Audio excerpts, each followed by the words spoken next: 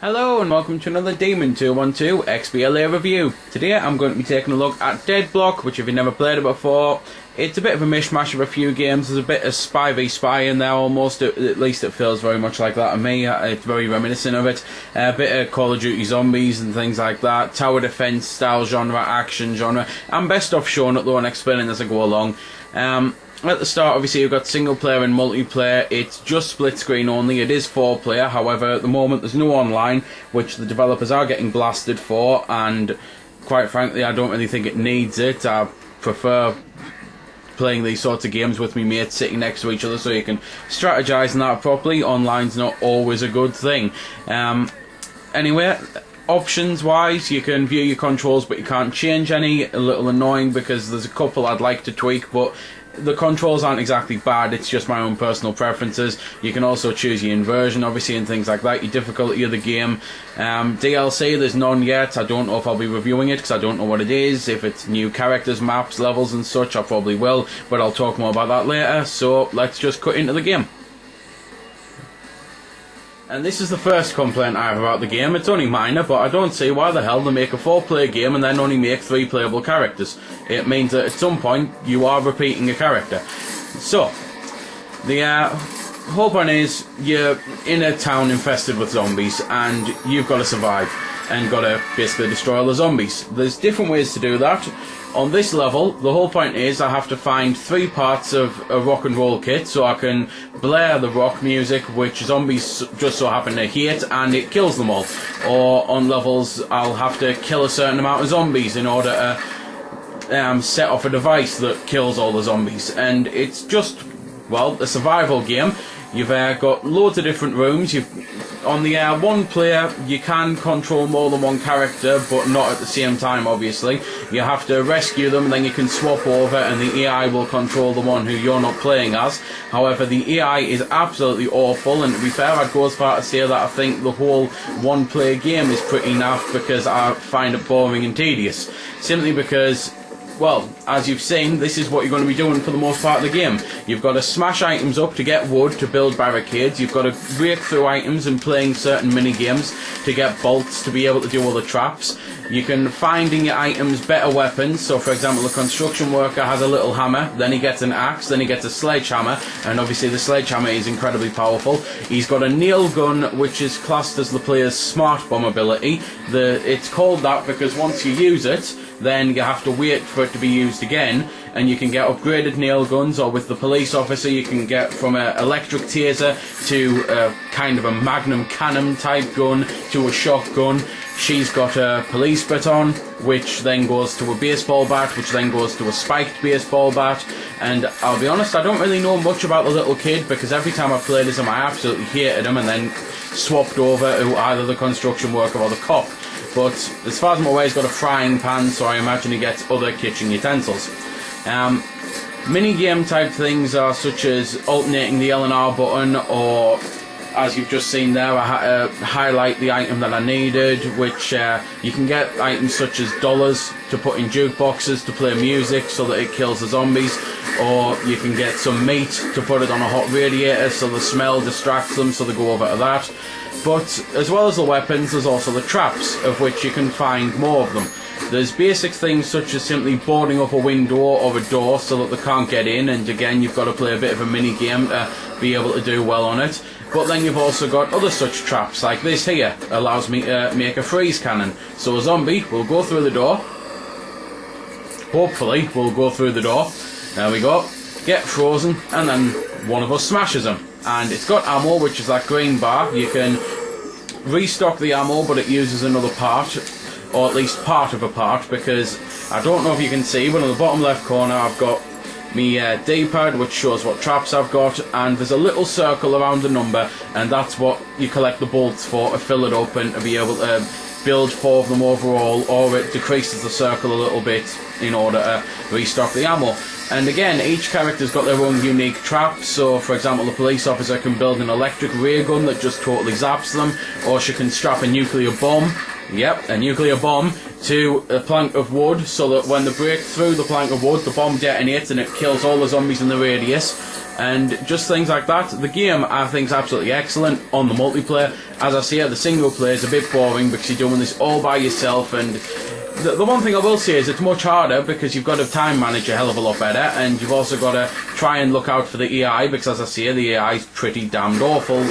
They tend to just like run into zombies. If the zombies coming at them when they're doing one of the little mini games, the AI doesn't seem to stop doing the mini game to run away. It just instead gets the crap kicked out of it and dies. And you can revive people, but it is a case of having to go up to them, hold the A button and fill the bar up in order to revive them.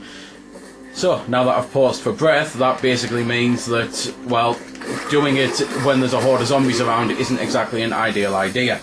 There's little power-ups you can get like this here, where I'm now super fast, and any of the mini games I play, I'll be able to complete them faster or easier. Any of the, well, other such things like knocking down and destroying things seems to go a little bit quicker. Same as when you've actually got the better weapon, that's a hell of a lot easier to smash things with a sledgehammer than it is a regular hammer or with a spiked baseball bat, as well as obviously you can deal a lot more damage to the enemies. And well, that's pretty much everything I can say about the actual dynamics and gameplay of the game. So I suppose I'll show off this new trap that I've just got for the little boy, so I can at least show that, and then I'll cut into playing as the cop. So while I'm waiting for the trap to spray feces all over them, because that's what that one does, the single player of the game has 10 missions in it, and the co-op has 8 missions. And as I say, it can be played 4-player on the same console, which is personally I think the way it has to be played, because you've really got to be able to communicate with each other and help each other out and explain what's going on and things like that. You can find keys as you go along as well to unlock parts of the house or garage or wherever you are. As you've just seen there, I just opened that door that was previously locked. It's because the kid had found the key. This is just proof that the jukebox kicks the crap out of the zombies, and you use your coins, or you can pay for a soda or pop or whatever you want to call it, and that'll replenish your health faster, because it does regenerate all the time, but it's quite slow at doing so. And sometimes it is literally just a good idea to barricade yourself in somewhere so you can heal. When I was playing it last night with my brother, there was a section where there was 3 openings and zombies on every side, so I built 3 nuclear bombs, and we just sat there, we waited for our health to recharge. As soon as the first bomb detonated, we ran out, started barricading up that room, then started searching through all the things, because, as I say, it's literally, on these sort of levels, it's a case of finding the 3 items to be able to beat it, so you do have to go all over the place and search all over and get the equipment. On the item where you just have to kill as many zombies, the equipment does help, because the traps help, like the instant frying one of the police officer, or being able to freeze them and smash them in one hit, but it's not hugely necessary if you're good with the combat. So, I'll, as I say, cut into the cop now. So, I've put it on a co-op game, so I can first off show the cop and this nuclear bomb weapon at least, because you start with it. Everything else, as I say, you have to find just by rummaging. And while I've got no one to play with at the moment in time, I'm literally sitting here in the room on my own, I can at least show this character getting the crap kicked out of him so that I can hopefully revive him for you, and again just show rather than just explaining that. These are the radiators that you put the meat on. I might as well show that while I'm here.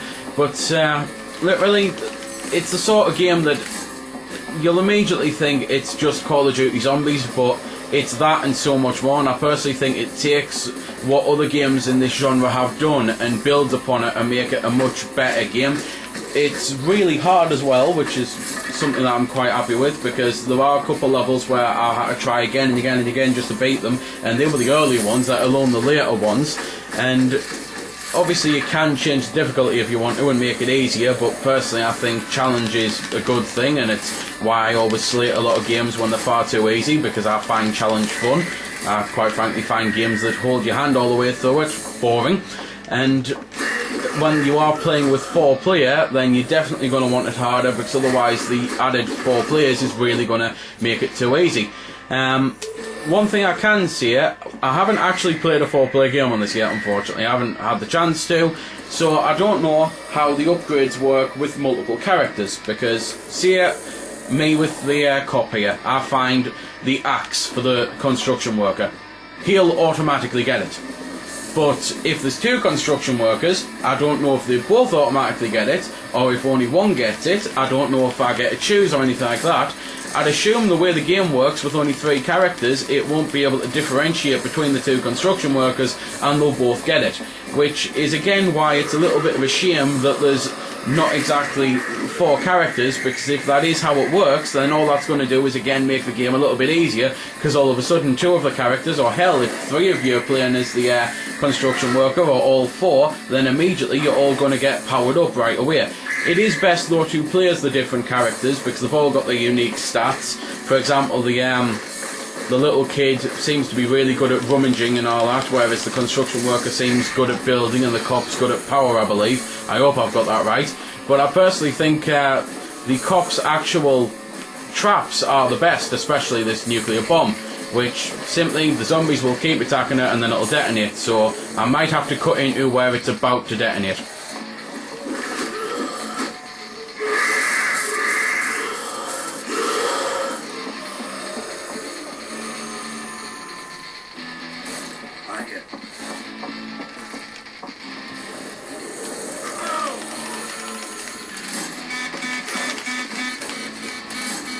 So, you've hopefully just seen the taser there and me reviving the cop, and there's the nuclear bomb detonating, thus decimating pretty much the 10-foot area or so. It's one of those that it will hit people on both sides of the wall, not just on the side where they're trying to break through. So as you've seen there, I lured some zombies up to the doors that detonated to help out. And that's pretty much everything I can say. As I've just backtracked to the DLC, this game has huge potential of just creating new mission types or things, and rather than like the killing the zombies or collecting things to kill the zombies and things like that. I mean, you could quite easily make some sort of spaceship if they wanted to be zany and take the game online. Not online, take the game in outer space is what I meant to say, where you have to build a spaceship for all 4 of you to jettison off, and then that gives you new moon-based levels from the DLC or space characters, because the game is just completely zany and daft, so I can see things like this possibly happening. And yeah, just again, if the DLC is actually really good and comes out and does all these wonderful things, I'll review it. If not, if it's just a little basic thing, then I'm not going to bother with it. So for example, if it's new costumes, really. So that's enough warbling on about the DLC. The only things that I really can say that I've realised I haven't is, music-wise, the game actually sounds really good, so I'll shut up and let you listen to some in just a few seconds. Graphically, the game looks really good in places, but I know some people will say, well, it's cartoony and I want more gore and things like that, and to be honest, I really don't see the game needing it. It's more than enough fun, and it's quite nice to see them get absolutely zapped and disintegrated. And when you beat the game, well, beat the level, it does actually tell you how many items you've smashed on the level and how many points you got and how many zombies you killed, and you do that in order to get awards. So for example, there's a level where you well, this one here, where I have to kill 120 zombies. The game doesn't stop once I do that. I have to still go activate the switch, so the award is to actually kill 150, as you can see on the right there. So it's a case of staying on the level for as long as you can survive in order to get the medals, and it just again adds more playability and replayability. And well, that really is it then, so I'll shut up and let you listen to some music.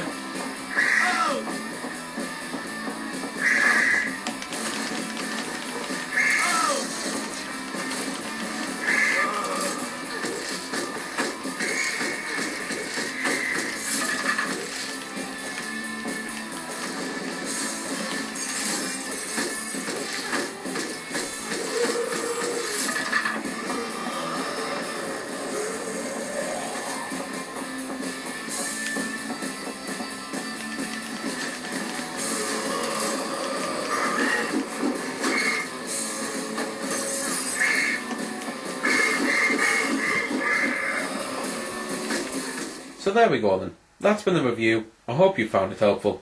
I don't score the games because that's based purely on opinion, so instead I'll leave you to make your own mind up. So thanks for watching, and if you've got any questions about the game that I didn't answer in the vid or that hasn't been answered in the comments, then feel free to ask and I'll help if I can. Also, if you did find it helpful, don't forget to check out my channel because there's plenty more like this up there, and don't forget to subscribe because there'll be plenty more to come as well. So until next time, this has been Demon212, signing off.